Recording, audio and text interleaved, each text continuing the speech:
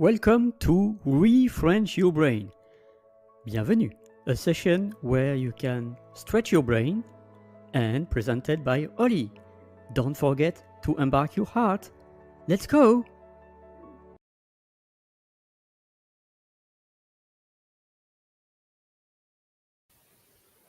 So with the technology that's better, so I'm just beginning few minutes before. For the replay team, welcome. And for the people that are joining live right now or later, welcome also. So I'm happy now to check if there are any sound. I am just checking in if I am audible. Technology is amazing when it works, and it works. So this is a special session from UK, Faversham, which is in a few miles or kilometers from London. And I'm in my 3-day storytelling, improvisation, theater technique workshop led by Amanda. And so I'm happy. This is a special day, not only because I am in UK, but because also this is the last ReFrench Your Brain as you might know it. So don't cry. I will do it again next Tuesday and for the next Tuesday. And at the same time, it will be another format. So I'm no longer streaming videos. I will continue to post videos and to bring them on YouTube and sometimes on LinkedIn as daily or weekly videos. Yet I am not anymore streaming in a sense as I did before. So I will do the ReFrench Your Brain in another format, in another space where you can join. It's a kind of space that is similar to Google Meet. It is not really truly Google Meet, but it is really similar. And where you are really live aside me and interacting with me without this hurdle to click the link to join the stage or just to be on the comments, because I truly believe that when it comes to language learning, interactivity is really important. And I truly feel also that streaming is good, but at the same time, it has its limits. And being live on a platform and interacting and helping about language ignition and interaction, that's amazing. So I don't know how many one will join live. If you are on Team Replay, thank you again for joining. And this special session will be about storytelling, and then I will bring an equivalent about French. So I'm just okay, because I was not really sure about how to translate in French, because normally we even use storytelling as is in French. Yet there are different versions in French, and there is versions in French of France and French of Canada. So by instance, I'm going to put below the translation. So in French of France, there is, oops, pardon, that's my mistake. So sorry. Could be that, but I think it's more like mise en récit. So I'm going to correct it on the fly. Okay. So in French, France, mise en récit. Récit means to quote, re-quote, réciter, to quote, to narrate. And in there is narrative, accroche narrative. Accroche is like the chapeau that I was talking 1 or 2 days before. Accroche is the little line that is just below the title of an article to have more details. And so this session will be about storytelling and introducing some aspects of storytelling. So I wish that some of my guests will be able to join the stage. I gave them the invitation. So if I am the only one, I am the only one. And if there are people, including you that are watching live, that you would like to jump on stage, feel free to scan the QR code or to go to the link that is in the comments. So storytelling, I'm going to share an article because it's in Wikipedia French. And of course, I can give my personal details about my personal insights about storytelling. But at the same time, it's really great to have some articles. So first, I'm going to show in French, then in English, and then I'm going to share about my experience. So storytelling, in English technique, in French technique. The pronunciation is a bit different. So le storytelling, également appelé mise en récit en France ou accroche narrative au Québec, est une méthode de communication fondée sur une structure narrative du discours qui s'apparente à celle des contes et des récits. In English, storytelling, also called mise en récit in France or accroche narrative in Quebec, is a method of communication from narrative structure of the discourse, which is apparented by the theories and the quote, récit. Son emploi, notamment par les conseillers en communication politique, dits façonneurs d'images, est controversé. That's another aspect. And that's also something that is used in politics, but I really don't recommend because it's more about manipulation, like storytelling in corporates, in the companies. It is more used for manipulation, and that's not something that I promote. So wherever you are there live or on the replay team, feel free to comment at any stage of my share to give me your insight, because it is not only me, it is we, from me to we. And say we,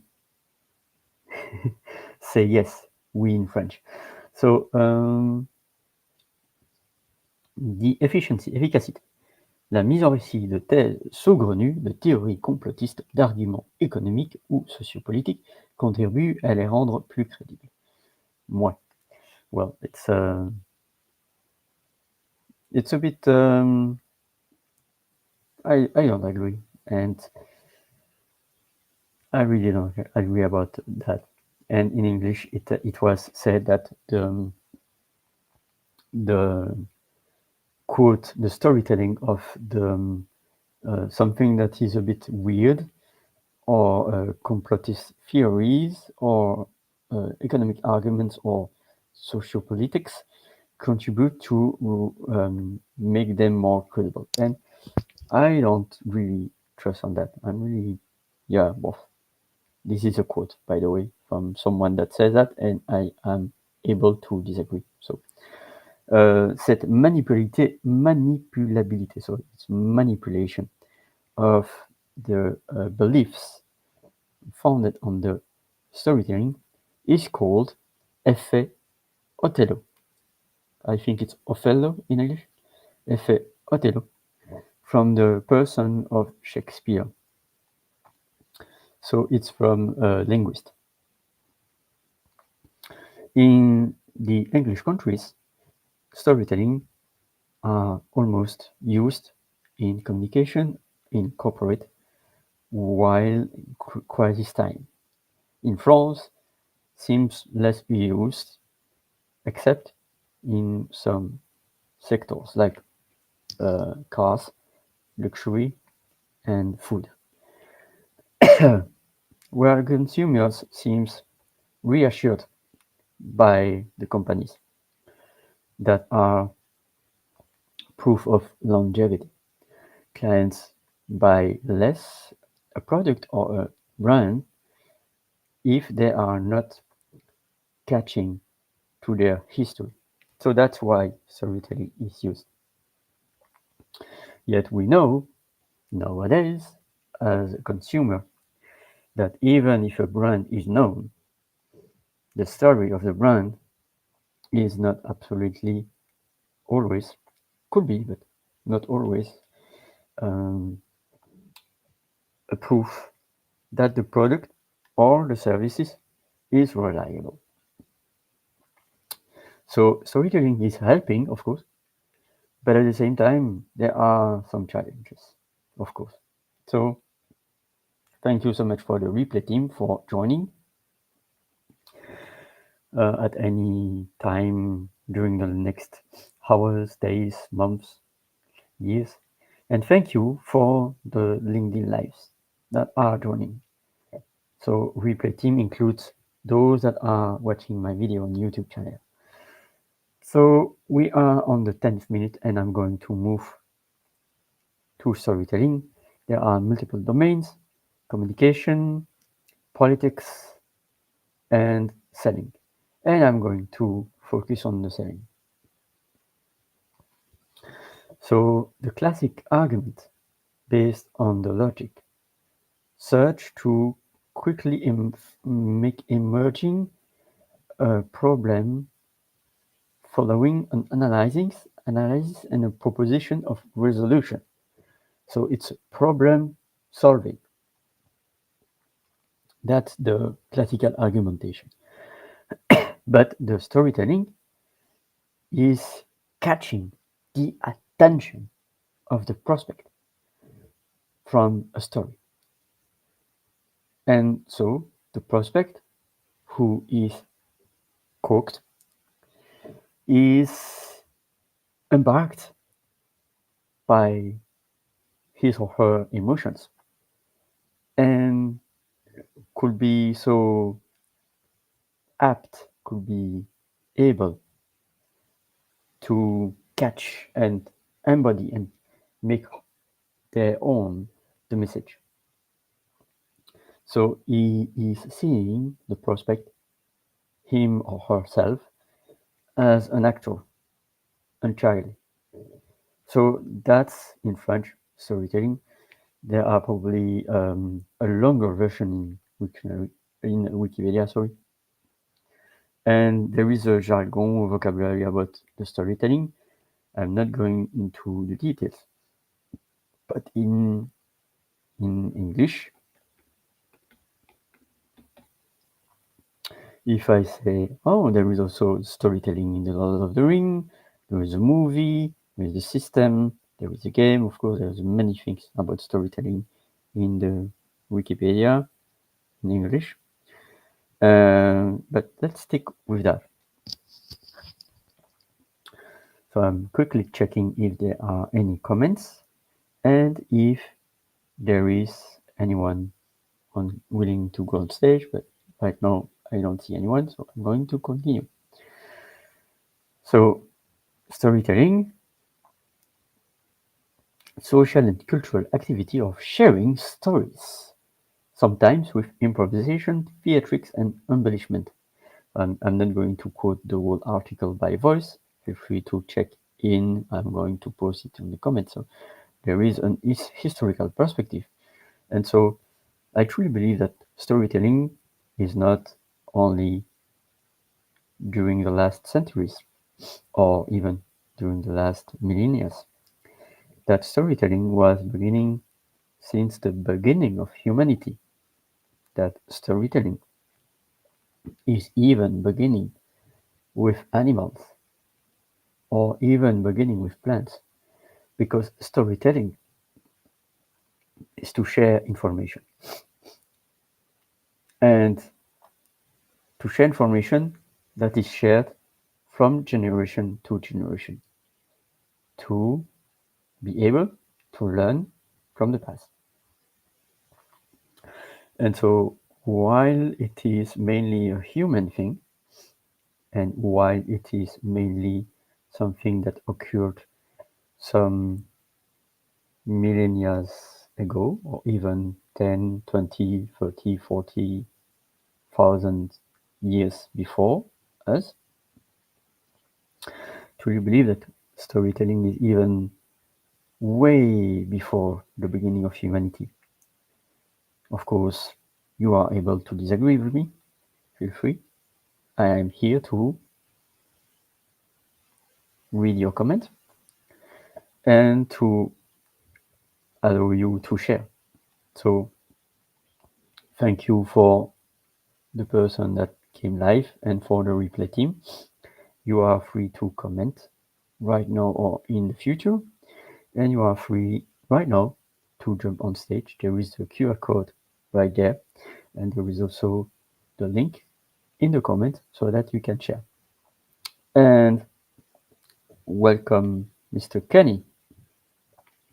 I'm happy to receive your amazing message. Savor the flavor of the awesomeness in you for sharing your delectable, scrumptiously, deliciously, edibly tasty, good, heartfelt sounding voice with us today. Thank you, Kenny. And as you know, there is also an opportunity for you to jump on stage and to let your voice also shared within this session. That will be the last Refrench Your Brain as you all know it. We will be continuing Refrench Your Brain, but not anymore on LinkedIn Live. And I will of course post event on LinkedIn about that, but it will be to another external platform, and it will be more interactive in a system platform that is equivalent to Zoom or Google Meet. And it will be also published on YouTube as a replay. So I am evolving, and I'm very great to talk about storytelling because I am right now in a workshop, in a 3-day workshop in Faversham in UK. That's why you say storytelling refresh your brain special from UK, because I am in UK for for 3 days in Faversham. Still, I have 2 days tomorrow and after tomorrow, and then Friday you come back to London, and then Saturday I come back to Brussels. So storytelling right now, I'm going to continue. Historical perspective, I already said that. And hello, Mr. Chris.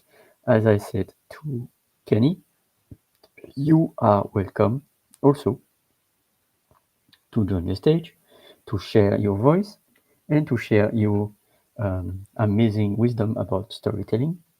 I also invited Jay, I also invited Sharon and Crystal and Janine. So I will see if I will be able to interact with you in the stage. Else, it will be interacting with you in the comments. So I'm happy. So storytelling, historical perspective with forked tales, which is folklore in French, and then contemporary storytelling. Then we have oral tradition. I'm not going to read the whole article. I'm going to post in the comments. Marchen and Sagen. Marchen and Sagen. German terms for which there are no exact English equivalent. However, we have approximation. So Marchen by fairy tales or little stories. And Sagen by legends. And so storytelling is also used for learning. That's why I'm in my 3-day workshop in Faversham, to be able to use my body, my storytelling, my voice, and my artist performance to be able to convey a message and to be able to let others learn more efficiently. So in the learning, that's where I would like to focus right now. Storytelling, sharing and interpreting experiences. So human knowledge, stories are effective educational tools because listeners become engaged and therefore remember. And remember comes from re plus member. Member like the body. So it's to put again back in the body. And of course, storytelling in indigenous cultures. That's also so amazing. And there are future information, so feel free to dive more into the article. So, types, values, research, serious storytelling. I was not thinking about that because I was not imagining that could be funny storytelling. So why they show serious storytelling? I don't know. So just a gentle reminder that the stage is yours. Feel free to join the stage. There is a link in the LinkedIn comment, and there is also the QR code that you can scan so that you are able to join on stage. And else, thank you for the ones that are on LinkedIn Live, and thank you for the replay team also. So serious storytelling. So therapeutics, business, serious games, medicine, education, or faith can be referred to as serious storytelling. Serious storytelling applies storytelling outside the context of entertainment, where the narration progresses as a sequence of patterns, impressive in quality, and is part of a thoughtful progress. There is also in political, therapeutic, as an art form, like aesthetics, festivals, and also storytelling for emancipation, so emancipation of the story. In oral tradition, stories are kept alive by being told again and again. The material of any given story naturally undergoes several changes and adaptations during this process. When and where oral tradition was superseded by print media, the literary idea of the author as originator of a story's authoritative version changed people's perception of stories themselves, and blah blah. So business, recruiting, public relation, networking. That's what we were talking about during our 1-day workshop, because there is storytelling and then there is storytelling in corporate business, and these are really different. I truly believe, because there is a storytelling for clients through advertisement, and there is also storytelling to employees. How do we get employees to say, yes, I want to work in this company? There is a form of storytelling that is told during the job interview, or told in the website of the company or the social medias. Then there is also storytelling to the providers. Why we why you should use us and sell us your products.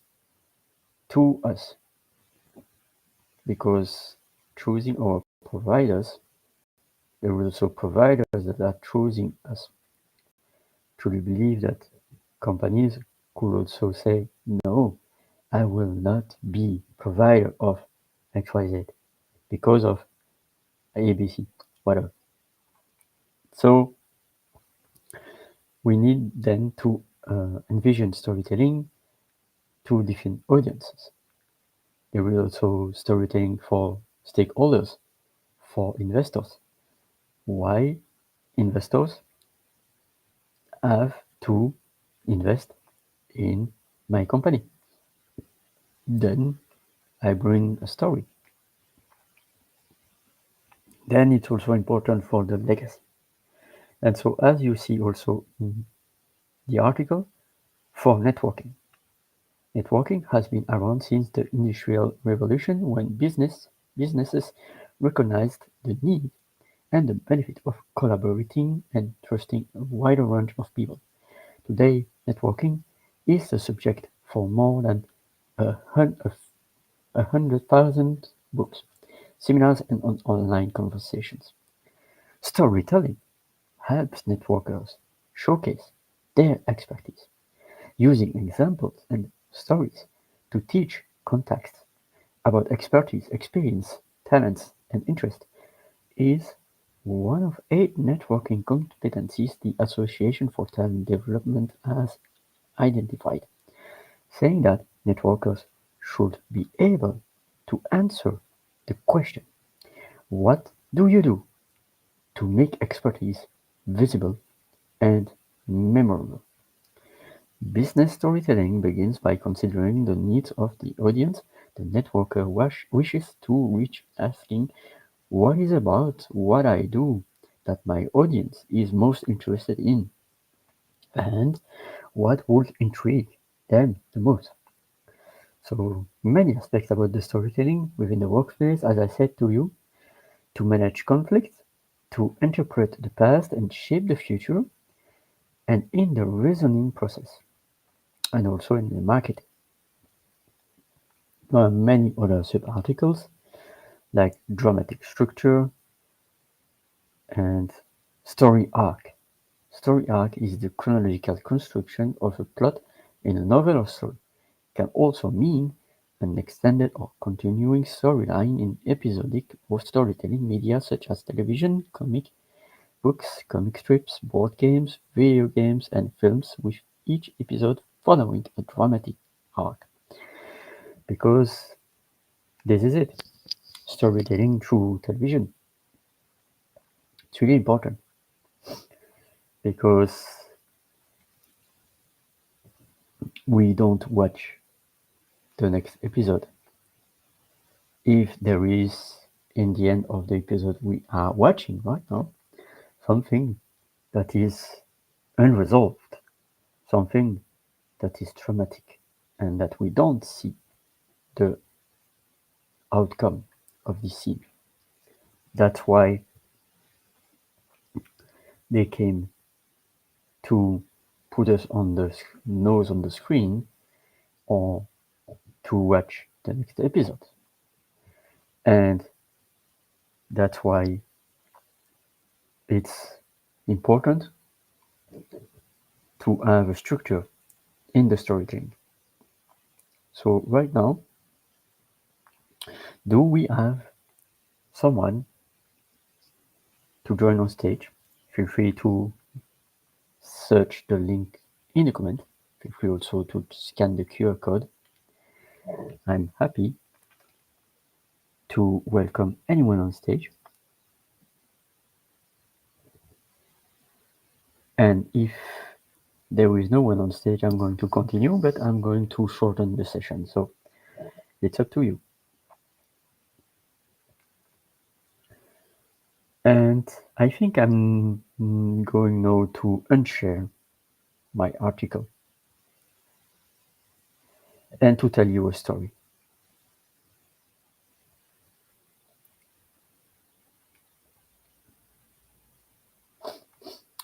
And so here I am for 23 3 minutes more.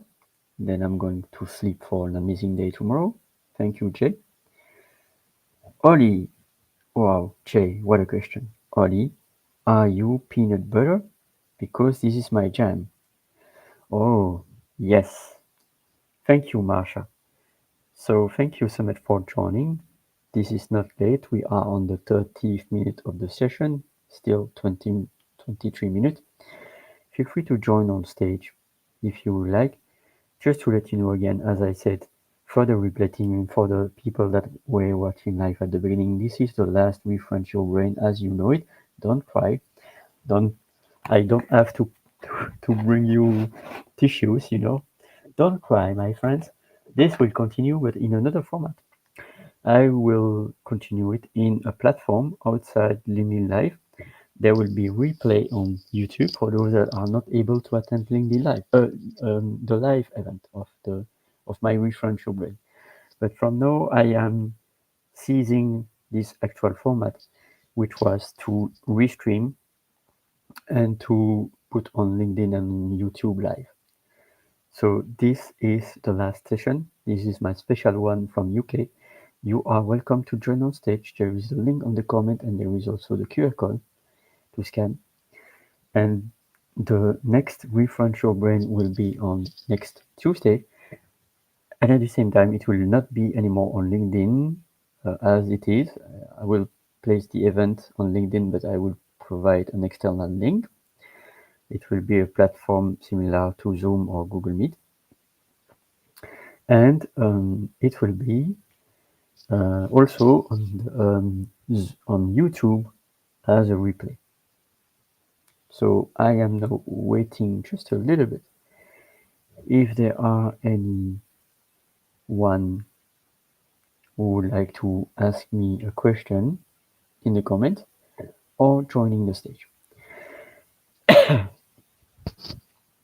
And then I am teasing just a little bit the storytelling workshop of Amanda that I am attending right now. I am on day one. I have still tomorrow and after tomorrow, so there are still 2 days. I was having an amazing first day with Amanda and Marjorie, Alex, Nancy, and so Marjorie, Alex, Nancy, plus me, plus Amanda. And so here is my story. Ollie was stressed. It was beginning on Friday. Friday, I had to take my train to London.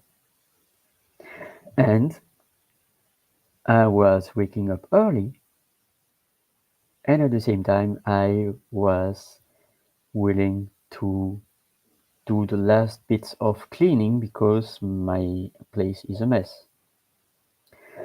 And it was 7 a.m. and 12 minutes when I realized the time. Oh, 7 a.m. and 12 minutes. And my train was at probably 5 to 6 kilometers of my place. And I could reach it through the public transport. Yet my train was at 7 and 56 a.m.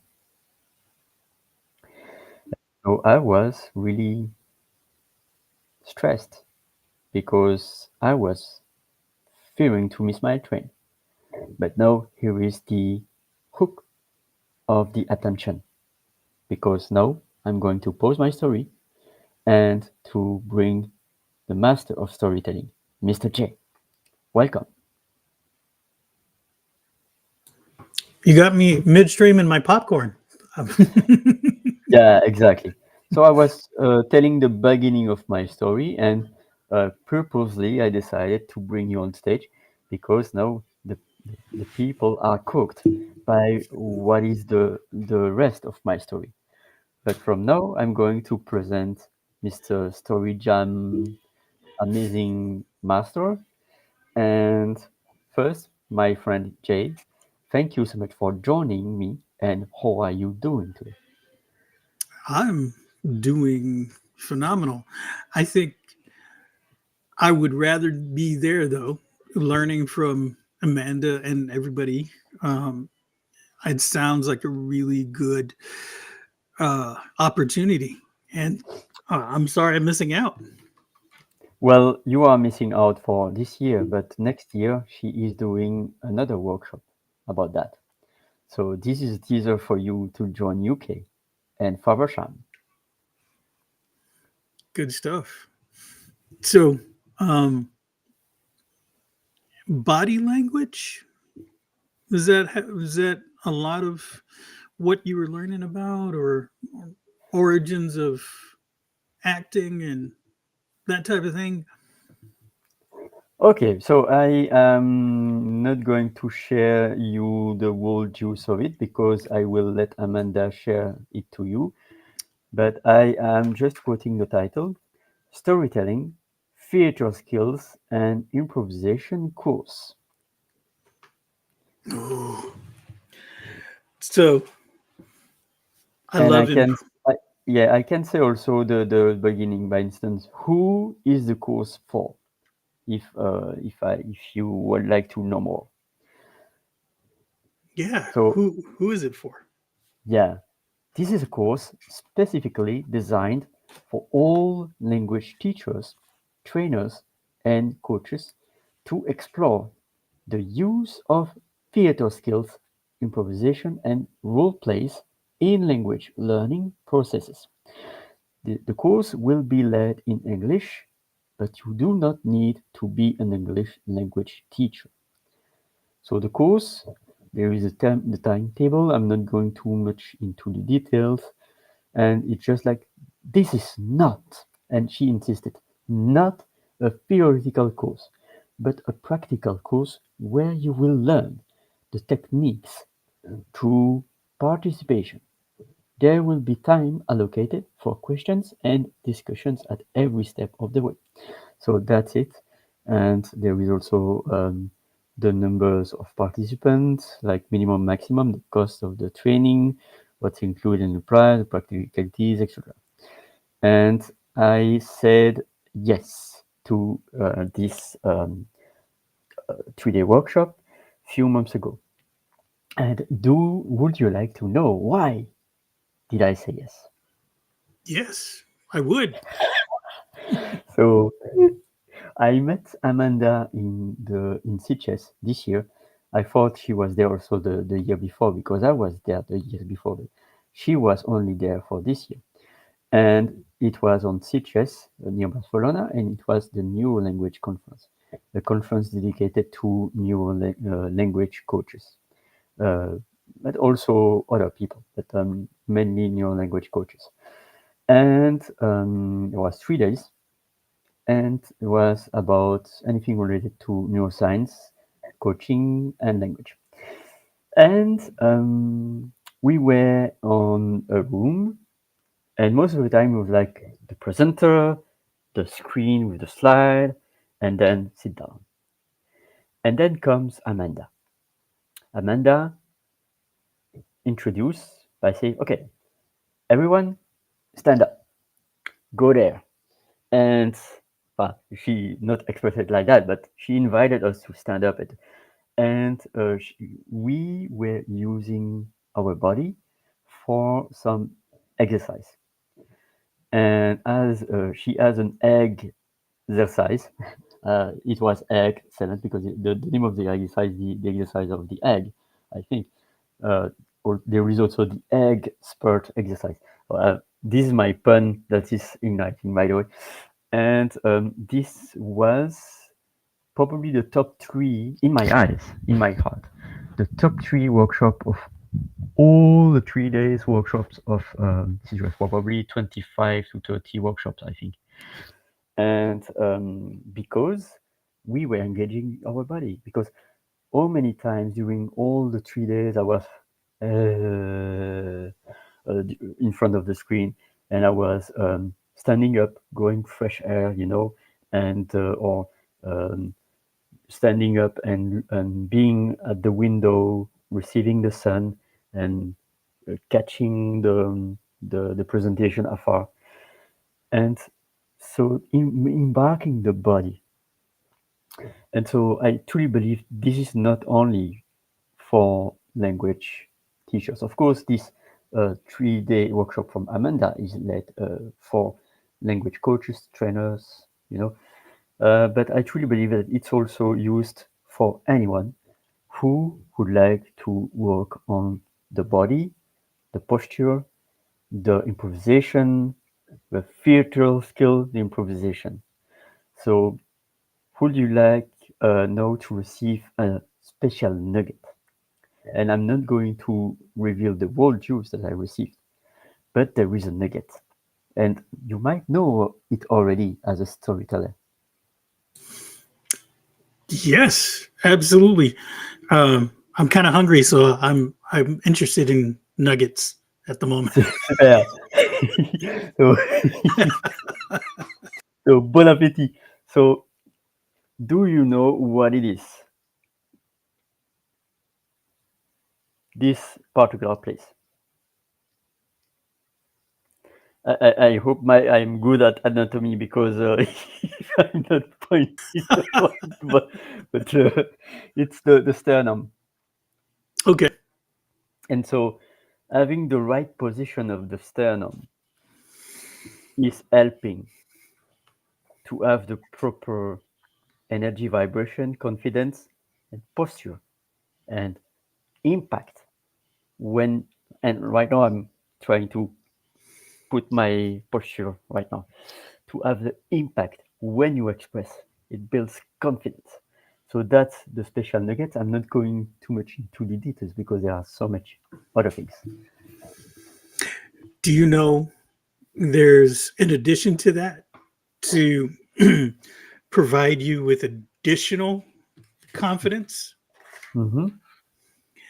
The other posture that's associated with that is the superhero posture. Oh yeah, yeah. I was knowing.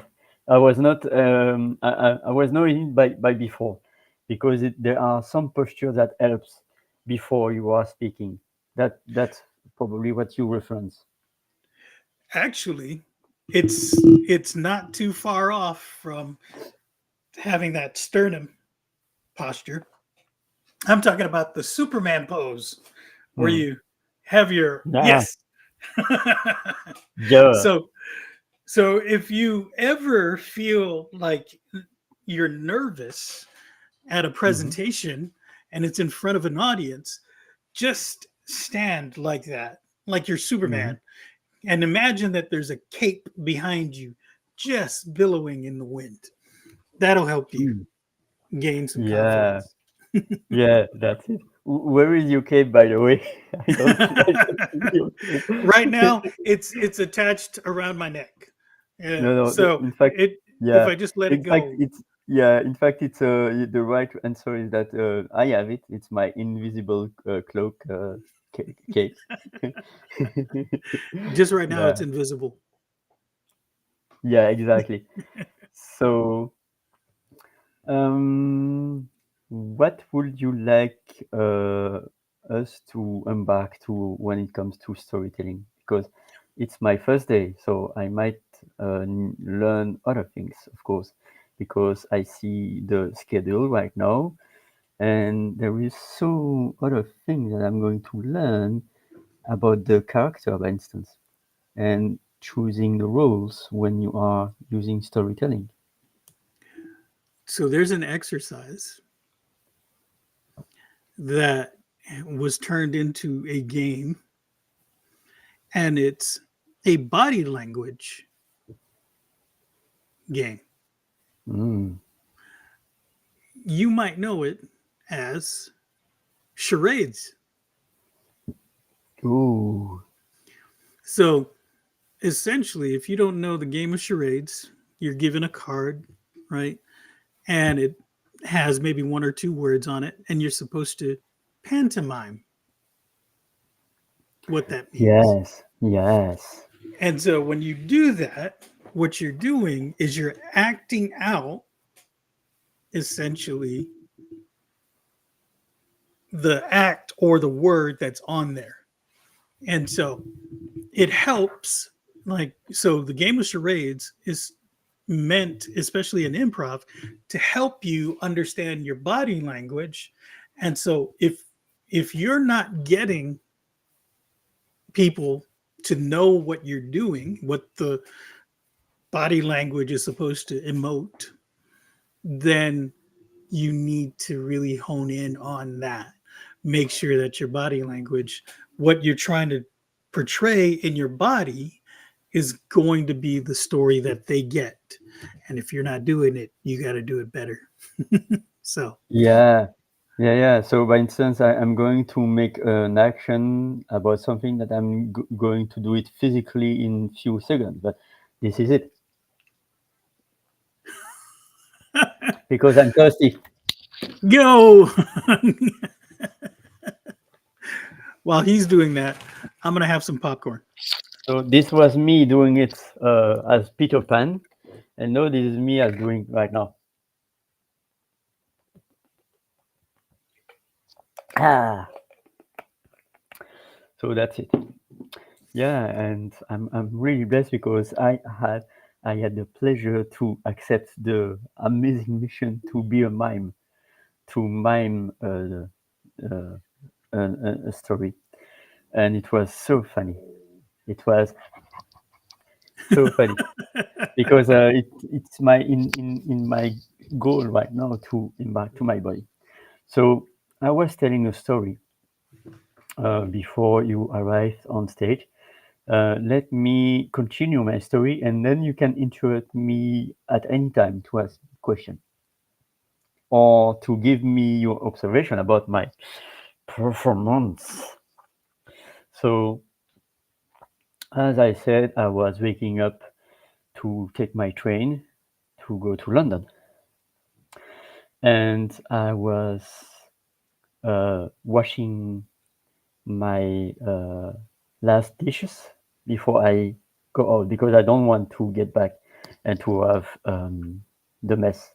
But anyway, I will have the mess when because I was not having enough time to do what I would. And so it was 7:12, and my train was at 7:56, and I was running to catch my train.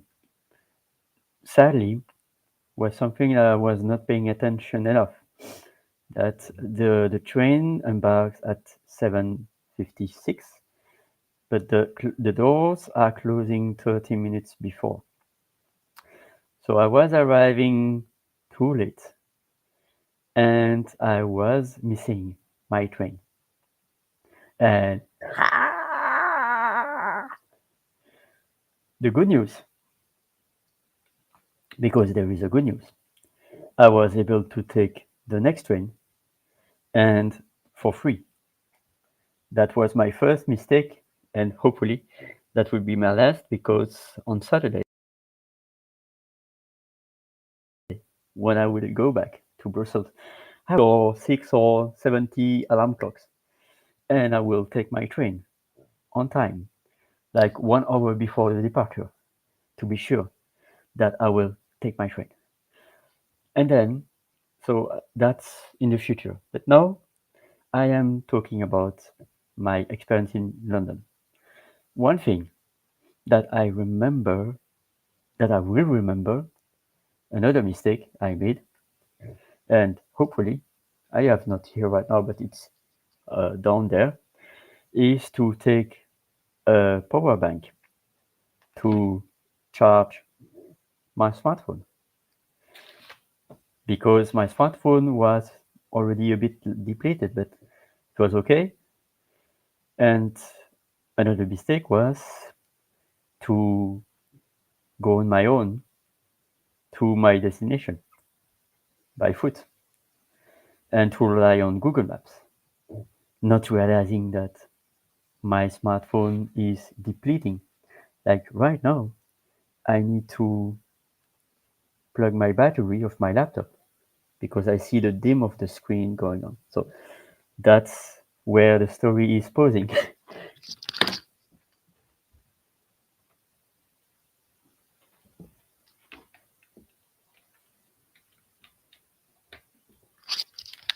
Voilà. And the story is continuing. So I was having my smartphone 30%, 25%, 20%, and I was thinking, oh my goodness, I am not yet at destination. I'm halfway. And another mistake that in UK the plugs are not the same as in Belgium. So I had my plug, I had my charger, but I was not able to plug to ask a cafe or whatever to plug. Hopefully, I was able at the end. But at the same time, my laptop was off, and it took me 1 hour to charge decently my smartphone and to call my host to say, hey, I'm alive, don't worry, I will be there. And that's an amazing story. And in every story, there is a lesson. There is probably a call to action. My call to action is first to prepare and to probably not use your smartphone for 36 things. Because 20 years ago, we had probably a cell phone, but we had also a GPS, a camera that I have right now, I have my photo camera. We had many tools, but with that, we use Google Maps, we use alarm clock, we use GPS, we use a lot of things that is depleting our smartphone because 20 years ago it was lasting 7 days. No, it could last 7 hours. So that's my story. What do you think about that? You had me on the edge of my seat.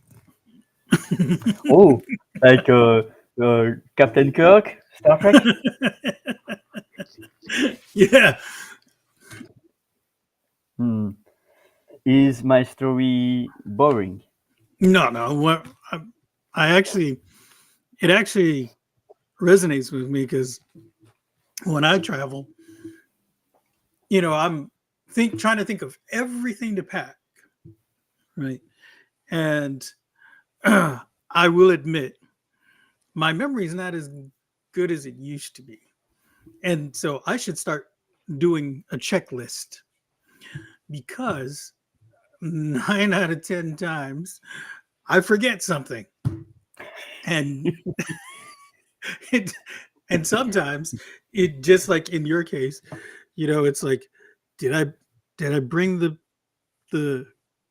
the battery, the extra battery? Did I, the charging bank, right? Do I have the right cords? Did I bring all the cords with me for my laptop, for my phone, for my smartwatch? And you know, usually when I travel, I'm traveling by plane.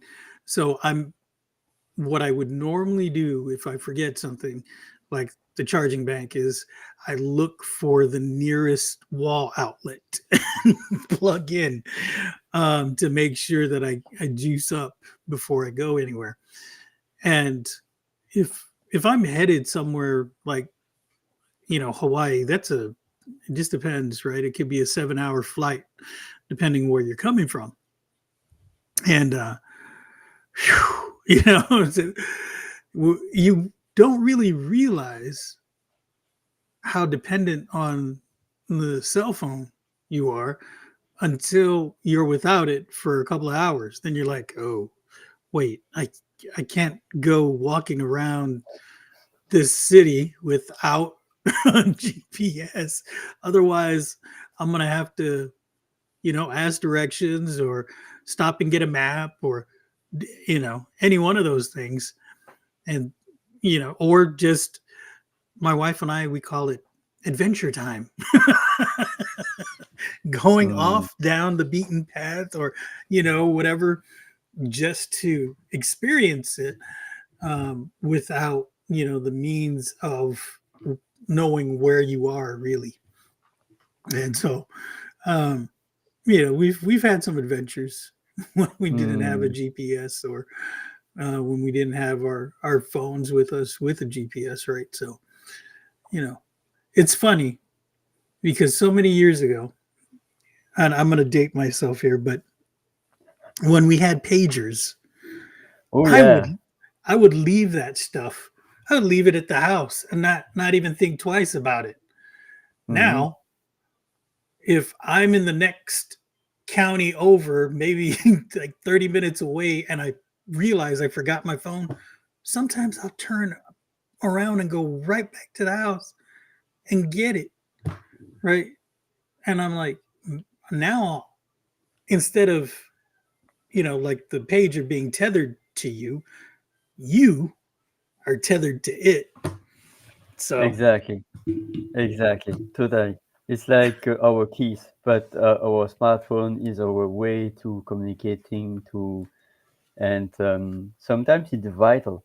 Sometimes, how many times I heard like a driver was saved through Siri because he was in a difficult posture and he was able to ask Siri for help.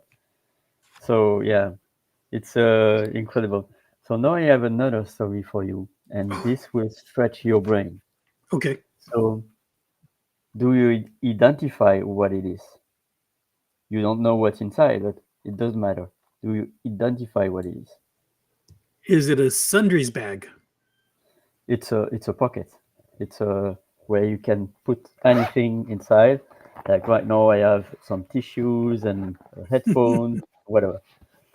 And then I associated this thing with falling. When you fall, Mm, why would I associate it with that? that's my story. Okay. So What's the story? my story is that many times I was falling in the street uh, by inattention, and too many times it was not thanks, but due to this device because I was walking with that, you know, and then my foot was banging on the pavement, or I don't know, or I was not aware, and boom, bada boom. And probably 30 to 40% of the time, this was broken. And so now I have adapted a technique. When I walk outside, I always put this within my pocket and my pocket within my vest. And when I have the temptation to take this and to open this, I ask me a question. Ollie, is it useful that you are watching that right now? If yes, could you be just stopping and watching or somewhere sitting and watching? And then when you are done, you close, put on your vest, and you walk.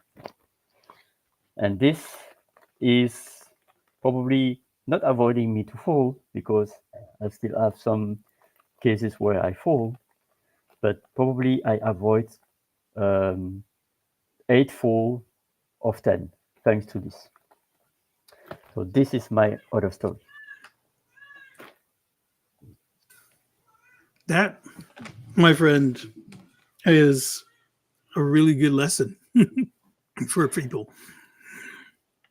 I don't know how For many my times. for my leg also. for my leg Oh, also, for my knee, because last time and thanks to that, it was not thanks to the smartphone that I fall, but I fall, and my goodness, my knee was quite in blood and open. It happens, and now I should have an extra pocket to remember me to walk, like to really, uh, and to not walk like, but to walk like this, to really put my legs really high, because there are many chances that I put my leg on a pavement that is really more up, and boom, bada boom. So that's it. So for that, thank you so much for being captivated. Here is your gift. Do you know what it is? oh no. Is it chocolate? Ah, What kind of of chocolate? course. Ah, can you read? Ugandan dark chocolate. Wow. Yeah, 90, 90%. 90%. Whew, I don't know if Yeah. I can do 90%. Well, That's a little bitter. oh, that's bitter and that's better. Hmm. Hmm. Mm. That's another story that I can tell, Okay. because this is a gift from my friend Zebi from London. She's like a second mom because she bring me amazing gift. She bring me also hummus. Oh, hey. So yeah. Hmm. So I'm amazed. So do you have any other comment or question about storytelling? Well, there's one show that I used to watch, and they try to bring it back. I don't know if it still is on air or not in a different format, but Drew Carey used to be a host of a show in America, and I believe the origins was actually in the UK, and it's called "Whose Line Is It Anyway?" It is hilarious because you're prompted a story off of one sentence, usually from the crowd or from um, some cue cards or whatever, and you're supposed to jump in to kind of make people laugh. And there were four comedians that would jump in, and sometimes they would all be there, and I would just fall over laughing. Um, One particular show, I remember Robin Williams was a part of it, and I couldn't. Mm. I was in stitches by the end of it. But again, it's improvisation really is important, um, especially when it comes to you know trying to respond to certain things. If you're in sales, improv is great. It's great to keep your mind going when especially when you're trying to go up against, you know, people who are objecting to your sales, right? Whatever it is you're trying to sell. And so you're supposed to be able to overcome those objections on the fly. And so improv is great. The other thing is role playing. When I was in the call center and managing teams, when you have someone who's not performing, what you would do is you would go through the process, identify what the opportunities of improvement are, and then come up with a role play scenario or scenarios so that you can have a dialogue as though you were the customer with the agent, and the agent is supposed to respond as though we're an actual conversation. So Mhm. essentially, it's improv and it's acting so that there's the ability for that agent, you can see where they need to make improvements in real time. And then also the same thing is true for the agent. They can see during the role play basically how to fix the issue. And but funny enough, agents hate it. They hate it. They don't like to do it. They really just don't like to do it. And they a lot of times it's because they don't know how to overcome the issue, right? They don't know how to overcome objections. They don't know how to overcome that portion of the interaction with the customers. So that's why it's almost crucial in a call center environment to have these role plays, but agents hate it. Yeah, yeah, yeah. And something that I learned today also during the workshop is that improvisation is not something that is not prepared. Like improvisation could be really with doing a lot of preparation. Probably most of the people think improvisation. Okay, let's do it. But I truly believe that the more we prepare for improvisation, the more we are open for any possibility that you prepared. And so I tie it with risk mitigation, I think. Like any scenario. If, da, da, da, da, then. If, da, da, da, da, then. When you have your list and you are um, remember it and also incorporate it, then you can easily respond. And I truly believe also that you are more at ease because most of the time, if you are not prepared, you are like, oh, what I'm going to respond.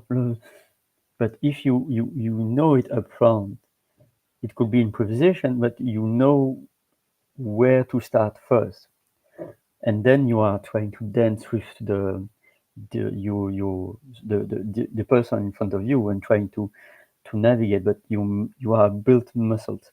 It's like trying to uplift a wave that is like 60, 80 kilo.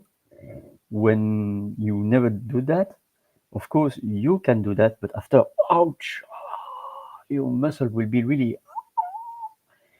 because then you will be really in pain. So it's really knowing how to train the muscle of improvisation, because this is a muscle. And Bon Appetit, and I think it's also to learn how to let it go, how to honor our body, for instance, by eating something. So thank you for honoring your body, and how to let it go. Yeah, well, uh, I I find stuff like this entertaining, so I'm usually snacking. Yeah. If you don't know, like, during a lot of these audio events, I'm snacking away. You just don't know it because I'm muting my mic. But Mhm. but Of course. but you're right. Is you see, especially like in the role plays I'm talking about it in a call center, there's a script and there's basically ways that the agents are supposed to be responding to the customers. And if you are not aware of where to interject those bits of script or information during the conversation or the interaction, you're going to be lost and you're not going to be able to help the customer out. And so it's really important to practice and to role play so that when it comes around, you're able to respond appropriately to the customer.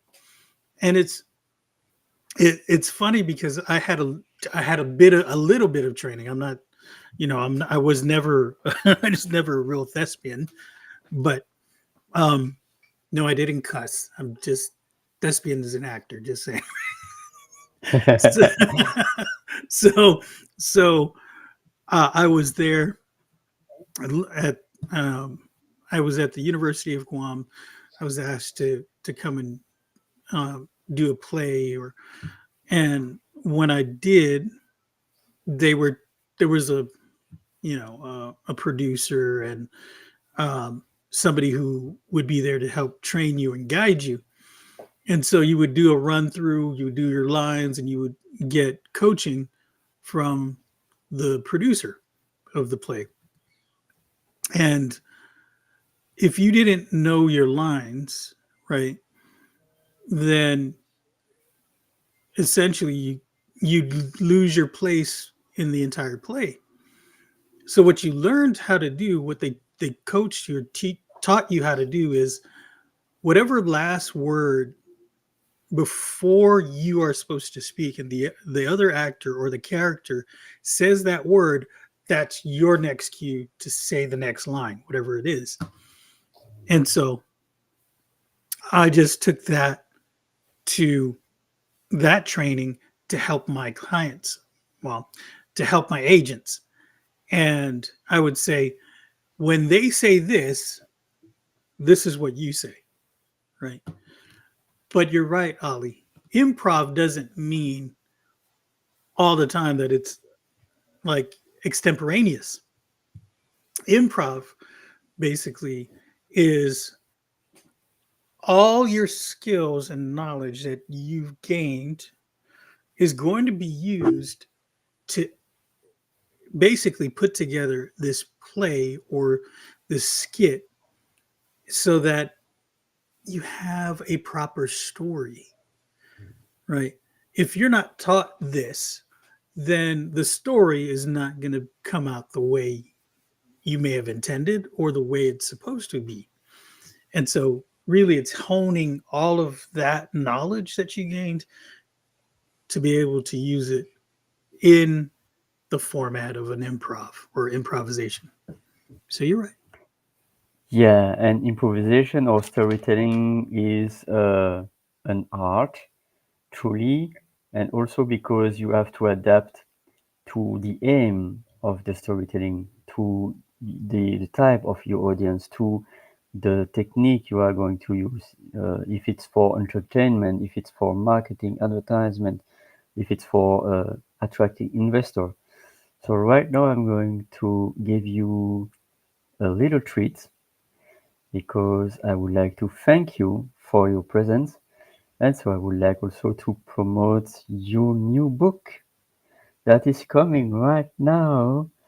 And feel free, guys, to buy his book. I was not, as you see, I was not yet buying your book, but I will. But this is me a bit like sharing the link but not seeing your face. So there's it. Feel free to check the rules of engagement in storytelling, a compass of 10 easy rules to navigate your life from J. Pasqua.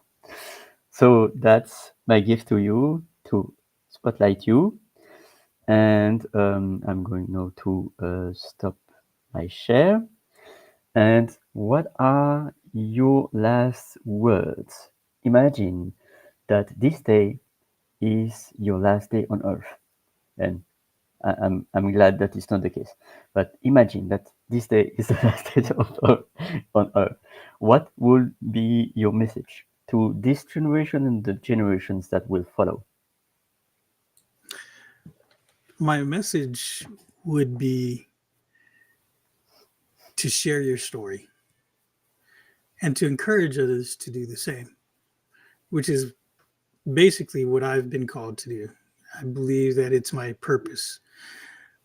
In sharing our stories, we will see, and I say this all the time, we will see the similarities in our humanity more so than our differences.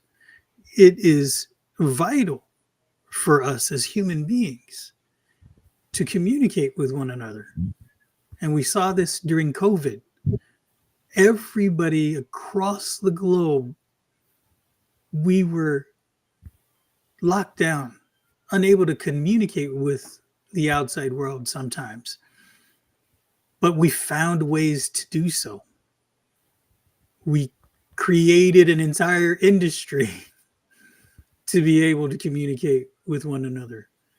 We're on this platform as a result of all of that and all that we experienced. And that is just, for me, on a global scale, confirmation of just how powerful storytelling can be.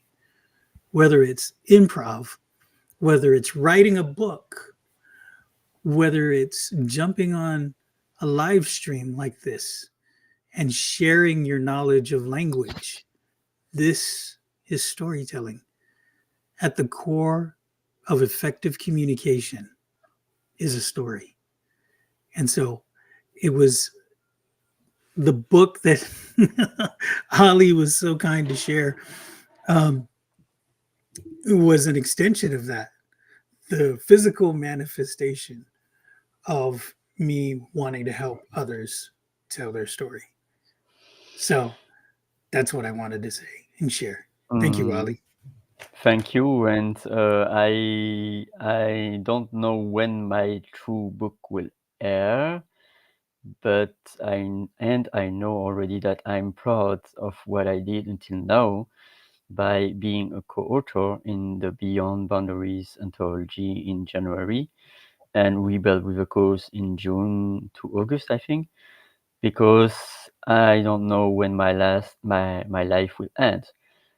Hopefully my life could end in 40, 30, 20 years, but this is not granted. So I say that because sadly our friend Jess passed away in August.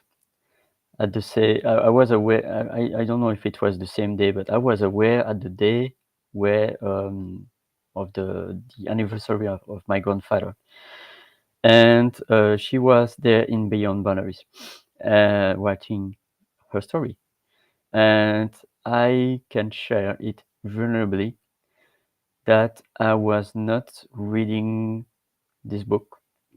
I was hearing her story in Beyond Boundaries from CJ's voice after her passing, after Jess passing, sorry.